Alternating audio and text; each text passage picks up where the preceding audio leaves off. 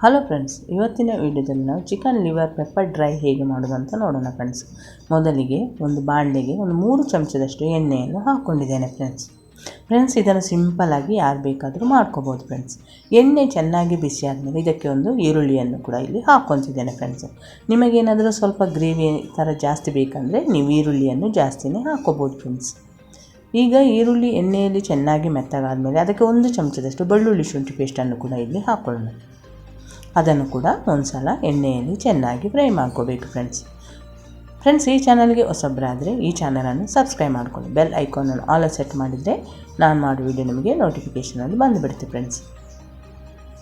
ಈಗ ಇದಕ್ಕೆ ಒಂದು ಟೊಮೆಟೊ ಹಣ್ಣನ್ನು ಕೂಡ ಇಲ್ಲಿ ಹಾಕ್ಕೊಂಡು ಅದನ್ನು ಕೂಡ ಎಣ್ಣೆಯಲ್ಲಿ ಒಂದು ಸ್ವಲ್ಪ ಚೆನ್ನಾಗಿ ಬಾಡಿಸ್ಕೊತಿದ್ದೇನೆ ಫ್ರೆಂಡ್ಸ್.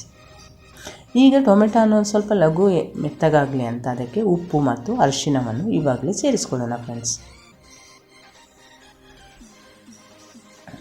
ಈ ರೆಸಿಪಿಯನ್ನು ಫ್ರೆಂಡ್ಸ್ ಒಂದು 10 ರಿಂದ 15 ನಿಮಿಷದೊಳಗೆ ನಾವು ಬೇಗನೆ ರೆಡಿ ಮಾಡ್ಕೋಬೋದು ಫ್ರೆಂಡ್ಸ್. ಈಗ ಇದಕ್ಕೆ 1 ಚಮಚದಷ್ಟು ಅವಿಜ ಮತ್ತು ಜೀರಿಗೆ ಪುಡಿಯನ್ನು ಇಲ್ಲಿ ಹಾಕ್ಕೊತಿದ್ದೇನೆ ಫ್ರೆಂಡ್ಸ್. ಈಗ ಇಲ್ಲಿ 1 ಚಮಚದಷ್ಟು ಅಚ್ಚಕಾರದ ಪುಡಿಯನ್ನು ಕೂಡ ಸೇರಿಸ್ಕೊಳ್ಳೋಣ. ಈಗ ಇದನ್ನೆಲ್ಲ ಒಂದು ಸಲ ಚೆನ್ನಾಗಿ ಬಾಡಿಸ್ಕೋಬೇಕು. ಈಗ ಇದೆಲ್ಲ ಎಣ್ಣೆಯಲ್ಲಿ ಚೆನ್ನಾಗಿ ಮೆತ್ತಗಾದ ಮೇಲೆ ಇದಕ್ಕೆ ಚಿಕನ್ ಲಿವರ್ ಹಾಕ್ಕೊತಿದ್ದೇನೆ ಫ್ರೆಂಡ್ಸ್.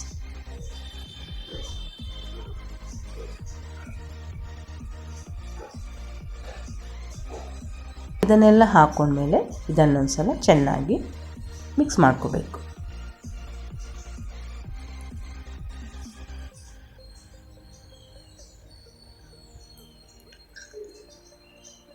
ಈಗ ಇದಕ್ಕೆಂದು 3/4 ಗ್ಲಾಸಷ್ಟು ನೀರನ್ನು ಹಾಕ್ಕೊಂಡು ಮೀಡಿಯಮ್ ಉರಿಯಲ್ಲಿ ಒಂದು 10 ನಿಮಿಷ ಇದನ್ನು ಬೇಯಿಸ್ಕೊಳ್ಳೋಣ ಫ್ರೆಂಡ್ಸ್. ಚಪಾತಿ ಅನ್ನದ ಜೊತೆ ಸೈಡ್ ಡಿಶ್ ಆಗಿ ತುಂಬ ರುಚಿಯಾಗಿರುತ್ತೆ ಫ್ರೆಂಡ್ಸ್. ಈಗ ಇದನ್ನು ಮುಚ್ಚಳ ಮುಚ್ಚಿ ಬೇಯಿಸ್ಕೊತಿದ್ದೇನೆ.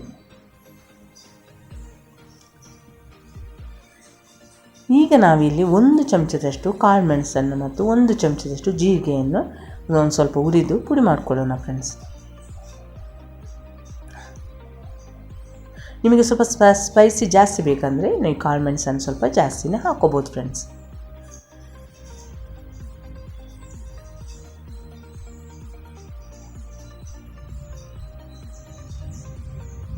ಇದನ್ನು ಮಿಕ್ಸಿ ಜಾರಲ್ಲಿ ಹಾಕ್ಕೊಂಡು ಈಗ ನಾನು ಪುಡಿ ಮಾಡ್ಕೊತಿದ್ದೇನೆ ಫ್ರೆಂಡ್ಸ್.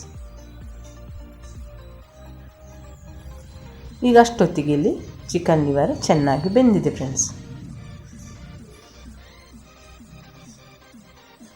ಈಗ ಇದಕ್ಕೆ ನಾನು ಪುಡಿ ಮಾಡಿಟ್ಟಂತಹ ಕಾಳು ಮೆಣಸಿನ ಪುಡಿ ಮತ್ತು ಜೀರಿಗೆ ಪುಡಿಯನ್ನು ಈಗ ಸೇರಿಸ್ಕೊತಿದ್ದೇನೆ ಫ್ರೆಂಡ್ಸ್.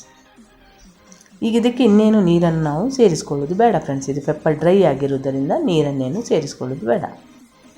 ಇಲ್ಲಿ ಉಪ್ಪು ಏನಾದರೂ ಕಡಿಮೆ ಅನಿಸಿದರೆ ನೀವು ಇಲ್ಲಿ ಸೇರಿಸ್ಕೋಬೋದು ಫ್ರೆಂಡ್ಸ್. ಈಗ ಇದಕ್ಕೆ ಒಂದು ಸ್ವಲ್ಪ ಕೊತ್ತಂಬರಿ ಸೊಪ್ಪನ್ನು ಕೂಡ ಇಲ್ಲಿ ಹಾಕ್ಕೊತಿದ್ದೇನೆ. ಈಗ ಒಂದು ಮೀಡಿಯಮ್ ಉರಿಯಲ್ಲಿ 1-2 ಸೆಕೆಂಡು ಇದನ್ನು ಚೆನ್ನಾಗಿ ಮಿಕ್ಸ್ ಮಾಡಿದರೆ ಸಾಕು ಫ್ರೆಂಡ್ಸ್. ಯಾಕಂದರೆ ನಾವು ಕಾಳು ಮೆಣಸನ್ನು ಕೂಡ ಹುರಿದು ಪುಡಿ ಮಾಡಿರುವುದರಿಂದ ಅದು ಏನು ಹಸಿ ವಾಸನೆ ಬರುವುದಿಲ್ಲ ಫ್ರೆಂಡ್ಸ್. ಈಗ ತಣ್ಣಗಾದಮೇಲೆ ಇನ್ನೂ ಒಂದು ಸ್ವಲ್ಪ ಡ್ರೈ ಆಗಿ ಆಗಿಬಿಡುತ್ತೆ ಫ್ರೆಂಡ್ಸ್. ಈಗ ನಮಗೆ ಬೇಕಾದಂಥ ಚಿಕನ್ ಲಿವರ್ ಪೆಪ್ಪರ್ ಡ್ರೈ ರೆಡಿಯಾಗಿದೆ ಫ್ರೆಂಡ್ಸ್. ಈ ವಿಡಿಯೋವನ್ನು ನೀವು ನೋಡಿದ್ದಕ್ಕೆ ನಿಮಗೆ ತುಂಬ ಧನ್ಯವಾದಗಳು.